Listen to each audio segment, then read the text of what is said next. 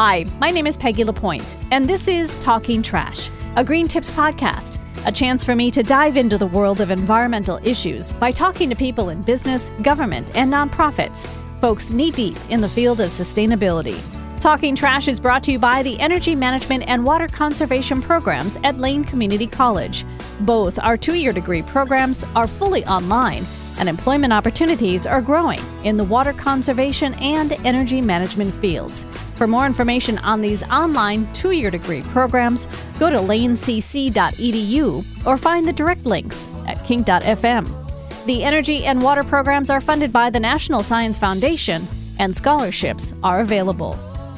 Welcome to Talking Trash. Episode 10 features Lauren Norris, manager of the City of Portland's Master Recycler program, where she leads over 1,600 volunteers.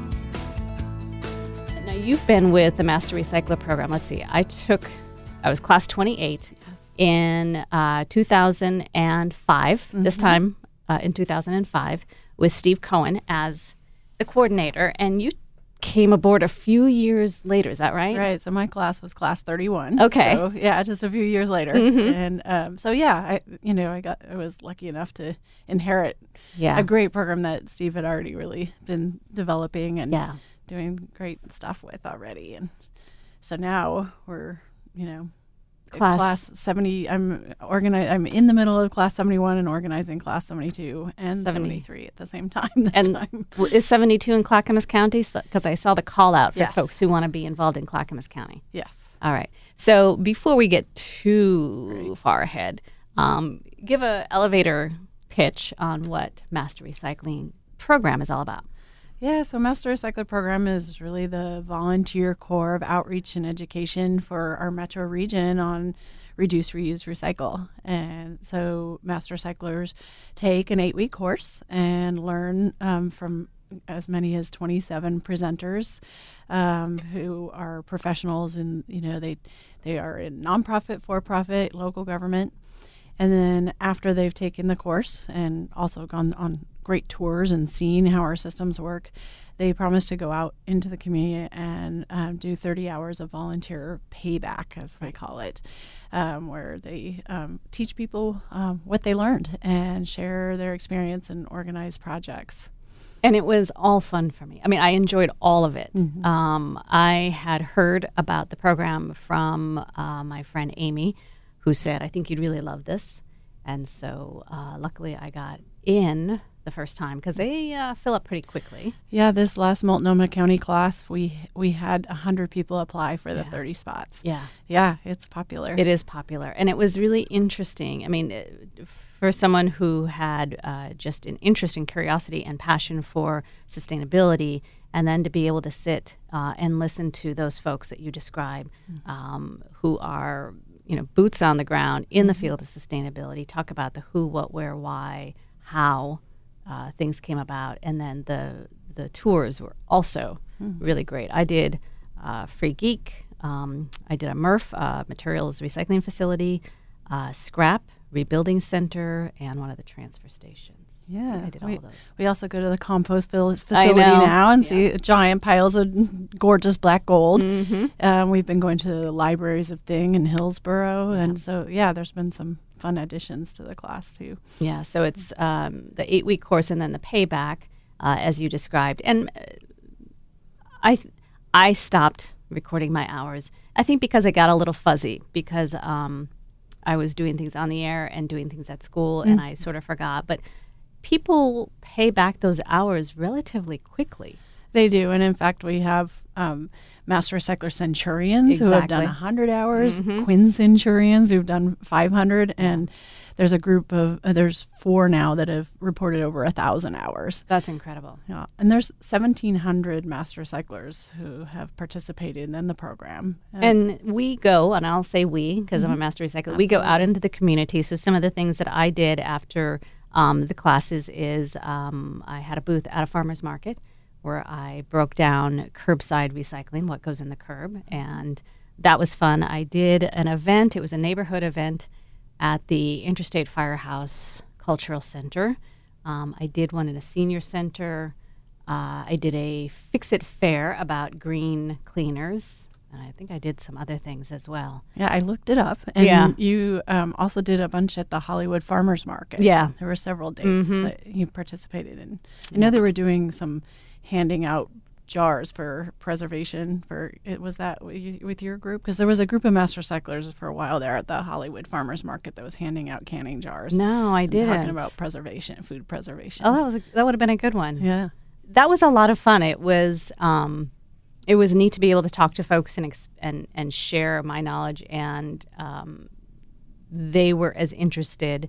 Otherwise, excuse me, they wouldn't have come up to the booth. But answering questions, and now I work at Metro part-time in the Recycling Information Hotline, and I do sustainability stuff here. So it's kind of nice how it's all come together. But master recyclers are sort of all over doing a lot of things, particularly in the eco schools. I have a lot of friends who do stuff in the eco schools. Explain, first of all, a little bit about the eco school network, and then what some of the projects have been there. Yeah, it's really fun to see what they've been doing with the eco schools as well as the Oregon schools network, and so both of them are ways that master cyclers and all sorts of parents it's kind of start a green team in their school and work towards a certification if you're doing it through the Oregon Green Schools. But it's a way for schools to kind of compare notes, talk about what's working, what's not. There's some in Beaverton, Southwest Portland. There's a new group in North Clackamas that are part of the Eco Schools Network. And master cyclers have been really core parts of that. And, they get into starting little party kits for teachers, so that they, when there's so many different events like Valentine's Day is coming up, and they'll bring out the party, and it ends up with lots of paper plates and napkins and all that gets tossed. They've also done some studying of what gets tossed at the end of school, and then what then gets bought again at the beginning of school. Especially teachers, they're kind of strapped, have to often pay for that. So they've done some like sharing closets where everything gets stored and waiting for the next year. Really helps reduce waste, and doing some great projects like that. And again, saves the teachers money because a lot of it's coming out of their pocket. Yep. What was your background coming in? Because you were class 31. I would imagine you came into it the same as I did, really wanting to learn more about the system. But did you have a sustainability background before you took the class? I was more focused on rivers. So I had been already working for the city for 10 years. Oh, okay. And working with a program called the Downspout Disconnection Program. And so we were working to stop sewers from overflowing and helping homeowners disconnect their downspouts from the sewer system. And really, my background is more volunteer coordination and kind of grassroots organizing, and that's what master cyclers are all about. And I think that we all can make individual choices and change, and that's a big part of what master cyclers do. But we also can make change by helping create more community support, kind of that fabric that makes it so that others can do it as well. And, master cyclers are involved with repair fairs and lending to a library so that others can share and borrow and fix. And That's then a ripple effect. Yeah, exactly. Yeah. And then master cyclers can also know how the system works and encourage our decision makers to improve and do even better. And so I think that's another place where master cyclers really make a difference in our region. Yeah. What have been some of the other projects that you have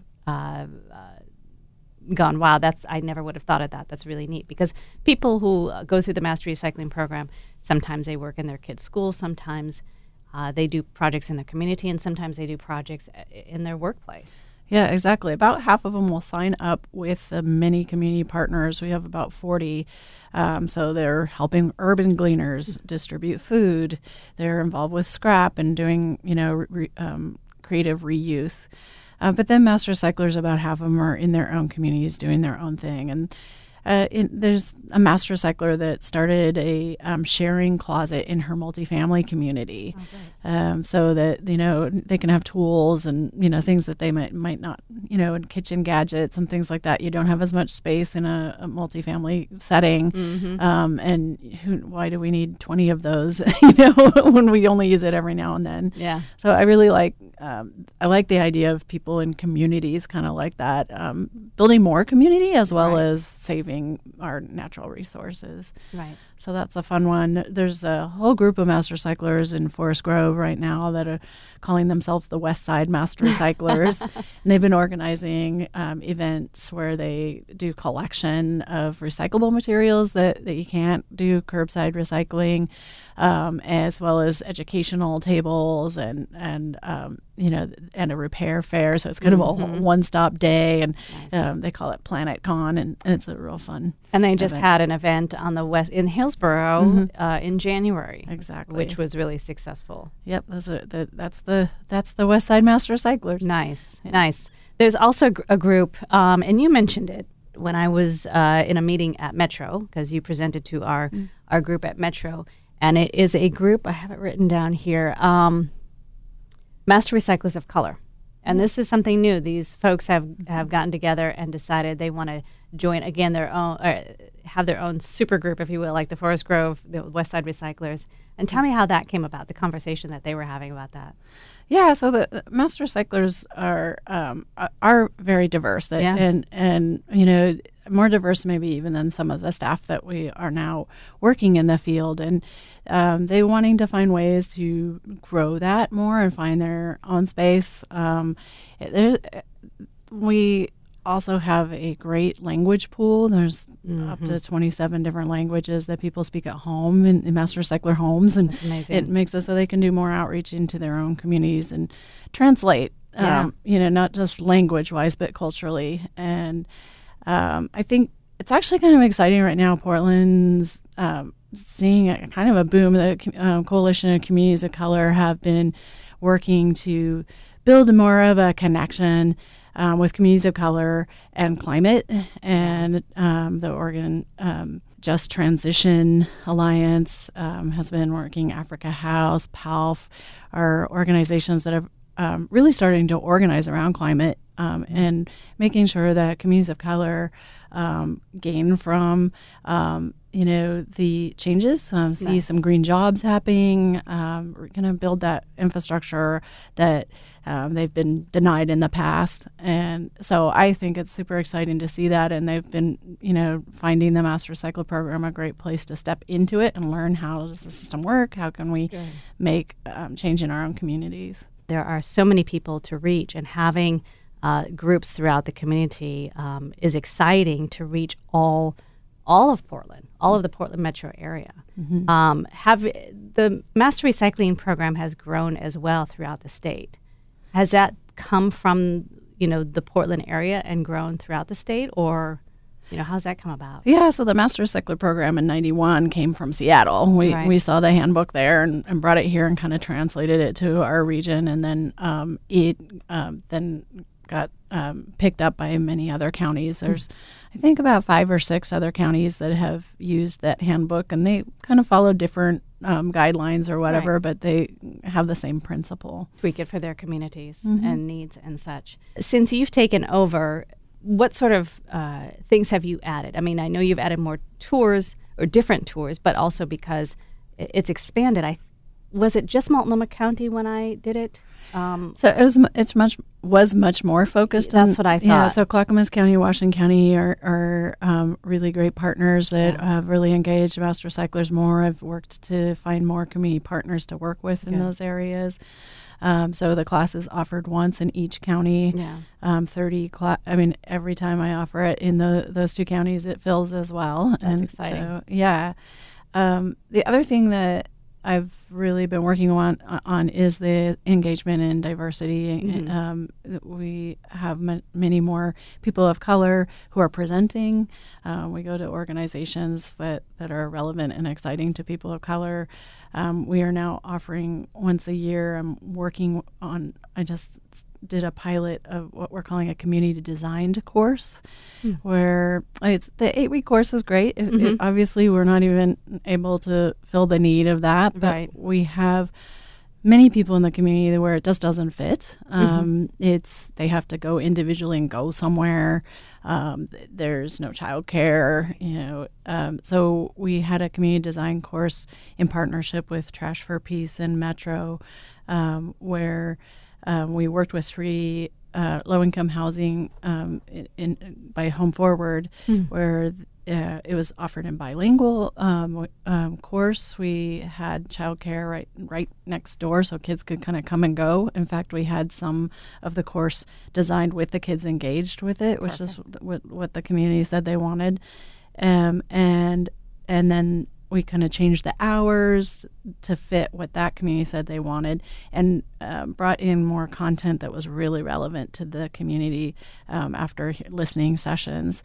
And then we worked with the community to design projects that they will do together afterwards. So instead of kind of individually scattering and doing great work as individuals, instead they're going to kind of do stuff right in their community together. And so I'm excited to see they're starting to do some neat work. The one in Rockwood is working in partnership with the Gresham Restore to do some testing with adding clothing to their program. They just added that, and that's great. And it's master cyclers from this project that have been helping them kind of experiment with that and partner with the housing that they're a part of. And so they're doing some neat stuff, and some of them are also just going to their church or stuff in their own community, other communities as well. So it's nice that it's not cookie cutter, and you've been able to tailor it to other communities who have those restrictions, childcare and working hours and transportation and that sort of thing.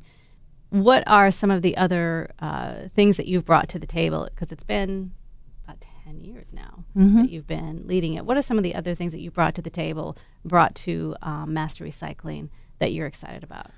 Yeah, I don't know if I would claim it as mine, but I think that some of the things that have changed over the years is that we've really done a lot more focus on food waste prevention, for instance, in our region. There's a great campaign called Eat Smart, Waste Less, where people can think about how to properly store food, how to shop your kitchen and your cabinets first before you make your grocery list and go shopping.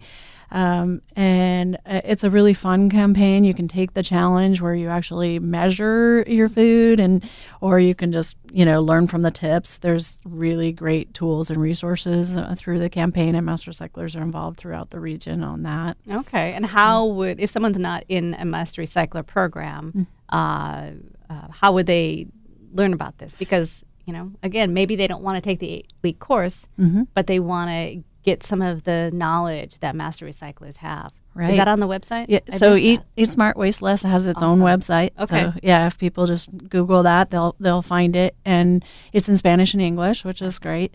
And it has all sorts of ways to sign up and engage and do stuff at home and make some changes. You can take pictures of your food each week to see what you've wasted, and it's surprising. We all like to think we're doing great, but 20% of the food that we buy, residents buy, we do throw away, and that's edible food. So it's like going to the grocery store with 5 bags of grocery bags and leaving one in the cart and driving off. Right. The food waste and the money wasted and all of that is heartbreaking. And the hard work. There were farm workers making that happen. Natural resources, transporting it. Yeah, absolutely. And I would imagine as the landscape in the Portland area and nationally and globally change, that also probably changes the focus a little bit. And I'm thinking particularly of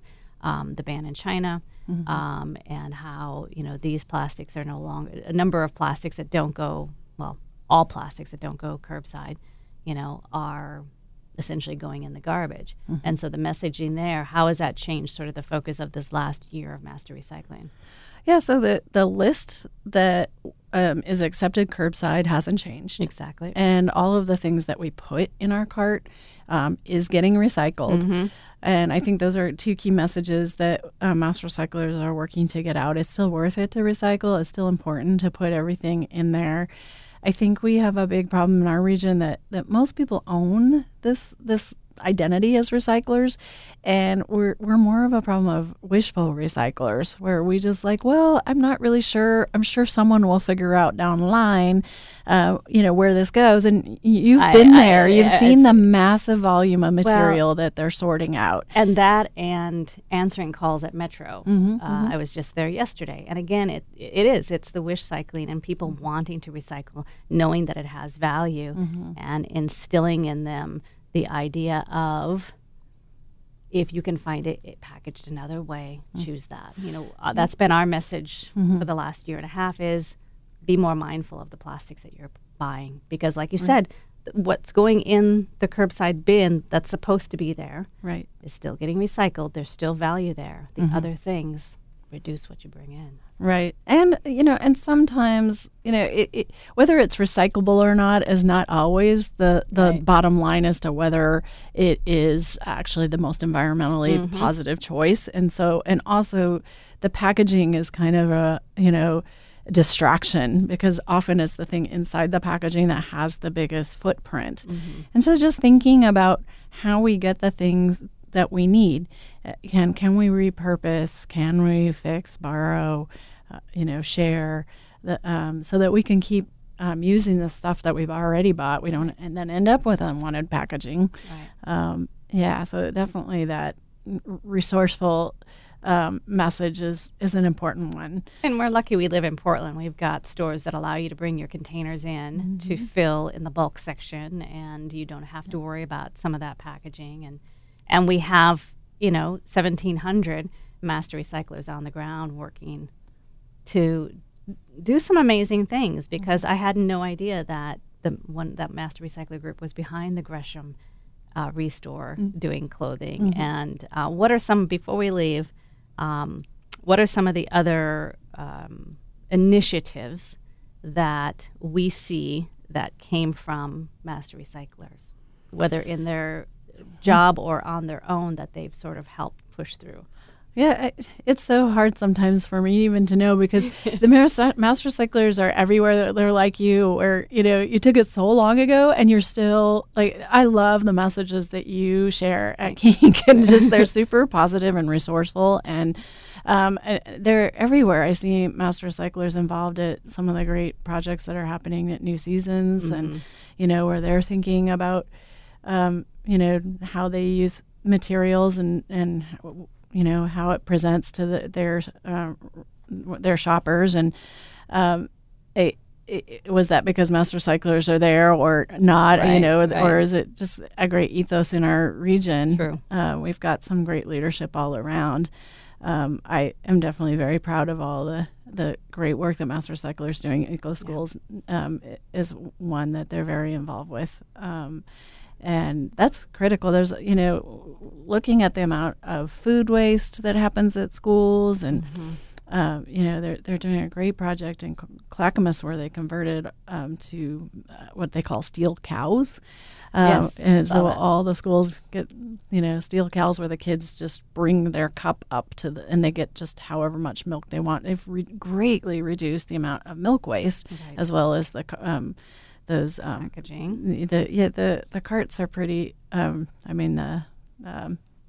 cartons are hard to recycle, because they'd have to be rinsed out, and so master recyclers are involved with those projects as well.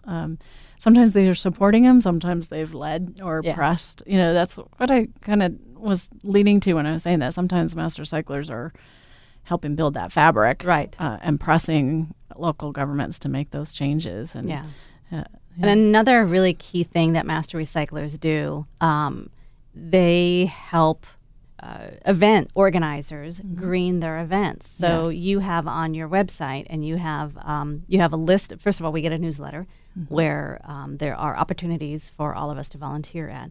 And businesses and organizers can email you directly and say, hey, I would love to green this event. do you have a group that can help me? And Right. so any business, any event organizer, anybody who's doing something like this can reach out to the Master Recycler group and say, I'd love it if your volunteers can come help us with this project. Exactly. That's so a great story around Master Recyclers with that is the Oregon Brew Fest. Mitzi Sugar was a Master Recycler that just started. She actually started with the Veg Fest and greening their event, and then the Oregon Brew Fest invited her, and I was like, Mitzi, that's a lot of work for a volunteer, and so they actually decided that you're right. We should be paying her for this. And so it's actually, something that she's created, her Sweet Green events. But she still works with Master Recyclers as leaders to train and supervise the green teams at these events. And they're 3-day events. And they really recover a lot of material. And, that's amazing. Yeah, and they've been at the Bite of Oregon, Veg Fest. So they're all over for regional events as well as real small, just your sister's wedding or, Exactly. And weddings have a big footprint as well. So there's somebody who rents out, I don't want to say party favors, decorations and all this stuff to make your wedding. Yep. And that's a Master Recycler. Exactly. She started something borrowed. Yeah, that's it. Yeah. And it's neat. She's really into kind of vintage look. And so look at her website. It's she gorgeous. did her own wedding. It was beautiful. And then was like, oh, now I have all this stuff. What should I do with it? And instead of just returning it to the reuse organization, she started sharing it with people. And it started becoming so much work that it became a little business for her. And yeah. So folks who want to become a Master Recycler, don't give up. If you don't get in the first class, you register for. Keep trying. The website is masterrecycler.org. And if anyone has any questions, they can reach out to you directly. Yep. And if any, like I said, businesses need volunteers to help green their events. And what else did I miss?